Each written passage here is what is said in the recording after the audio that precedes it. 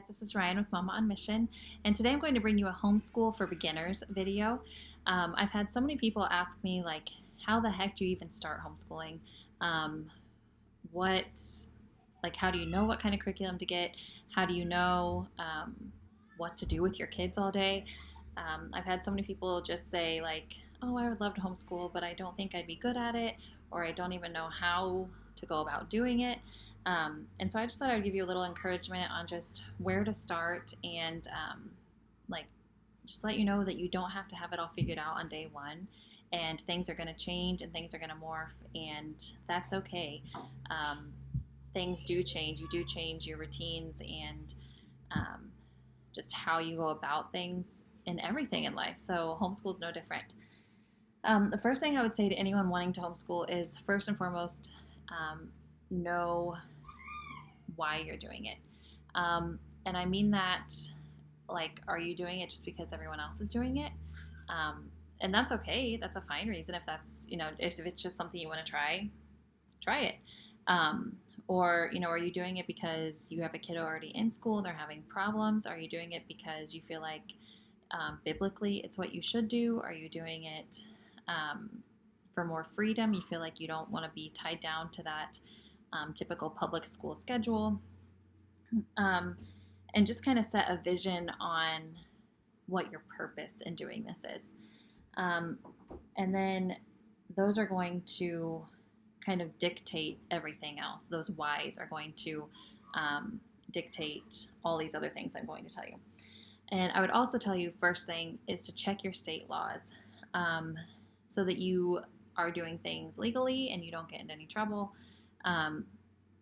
If you have kiddos already in school, make sure you check your state's withdrawal laws, what you need to do to legally get them out of the system, and what you don't have to do. Some people, try to do way too much and make it a lot harder than what it really is. Some states make you register your kids as homeschoolers. Some states, well, all states have some sort of time requirement, whether that's days or hours or whatever. See if you have any record keeping that you need to do. See if you need to report anything. See if you need to do any sort of testing. Each state has its own set of laws, so I can't really point you in any certain way for that. But it's really not as complicated as it all sounds. Just start Googling. The HSLDA website is an excellent place to start to find those rules for your specific state. So once you have found out your why, then I would encourage you to look at what education method you would like to use. And that, when I first heard that, I was like, what the heck is an education method? So don't feel stupid or silly for not knowing what that is. And the only reason this is really important is because there is so much homeschool curriculum out there. If you just go in blindly, like I did the first couple of years, you don't even know what you're looking for. And you'll just get lost in all these things. And they all look good. Like, you don't know one from another. And there are tons of great things out there.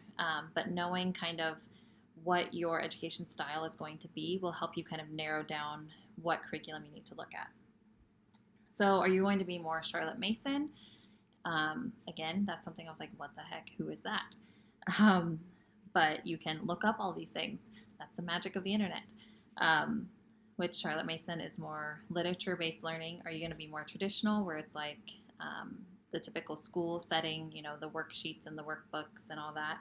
Are you going to be more classical? Are you going to focus a lot on memory pegs and building off of those different things? More like one-room schoolhouse type learning? Are you going to do unschooling, where you just kind of go by what your kids' interests are at the moment? Are you going to do like a unit study approach, where you really focus in on one thing for a certain amount of time, and then you really focus in on another thing? Okay, so once you have your why and you know your state's laws, at least a little bit, and you know kind of what education method sounds good to you, because chances are you're going to be somewhere in between those. I know a lot of people are. I'm one of them. I'm a little bit of all of these, except maybe unschooling. But then you can start looking at curriculum. And a lot of people want to start looking at curriculum first thing, and they get overwhelmed. So I would say don't rush yourself to buy curriculum, but also don't just be so paralyzed in fear that you feel like you just can't buy anything because you're too scared. I would, first of all, urge you to buy used. Even as a mom who's homeschooled for a while now, I still buy used any chance I can because this stuff's expensive. So obviously you would take into account your education method, and then you would also take into account, do you want it to have a Christian base or not? There's, secular curriculums and Christian curriculums out there. And in the meantime, if you're just kind of stuck researching and you don't really feel comfortable jumping the gun yet, I would just encourage you that in the meantime, as long as you are reading good books together, doing some math and writing, you're going to be okay. Like, you don't have to have every single subject lined up at the beginning of the year, especially if it's your first year. Sometimes reading good books, doing some math and writing, you're getting the basics down, and that's okay for a while. And then after you have your why, your education method, and you've started getting your curriculum, then consider a schedule. And some people have a very rigid schedule. Some people do, from 8 o'clock to 8:30, we're doing this. From 8:30 to 9 o'clock, we're doing this. That is how I would love to be. However, my kids don't do that. So I've had to kind of adapt to what they can do. So when you're making a schedule, I would consider, what is your typical daily rhythm? Are you guys all super early risers? So if that's the case, maybe 7:30 school start time is great for you. Are you all night owls? Maybe you shouldn't start school till 10. I mean, you really have that flexibility in there. As long as you're getting the required amount of time, it doesn't really matter what time of day you do it. Also consider, do you or your spouse work? And if so, does that play a factor into this? Think of your kiddos' ages. Think of, right now I have a 1.5-year-old and he naps, and that's a very sacred time, is his nap time. So we have to take that into consideration. And, just think about your different kiddos' moods. If right before lunch they get really grumpy, maybe don't do some hard subjects right before lunch. Just take into consideration all those little factors and get kind of a loose schedule going. And if you want to eventually work your way up to that rigid schedule, if that works for you guys, go ahead. Or if you want to, there's so many different types of scheduling too. There's loop scheduling and block scheduling, but you'll figure that out, later. This is for the beginners that are just like, help, what do I do? Just get some sort of rhythm going is what I would say first of all. And then if you want to get more rigid with your schedule, you can research that and do that later. But just get some sort of rhythm going. And so those are the 5 things I would tell you to do first. Check state laws, figure out a why, figure out your education method. And if you don't know what any of those are that I listed, look them up. And if you're still like, oh, those all look good, I don't know what I am, they even have like little tests you can do online, which sounds kind of silly, but I've taken them, and they were pretty spot on what I prefer as far as an education method. Number 4, then get your curriculum. And number 5, set up some sort of schedule. But I would encourage you that you don't have to decide on all of these. Like, you don't have to make a plan and say, this is what I'm doing for the next 12 years.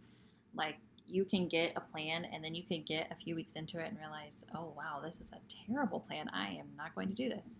And as long as you, like, even with curriculum, you can say, you know what, half a year in, I hate this curriculum, my kid hates this curriculum, and you can move on to something else, which is why I encourage you to buy used.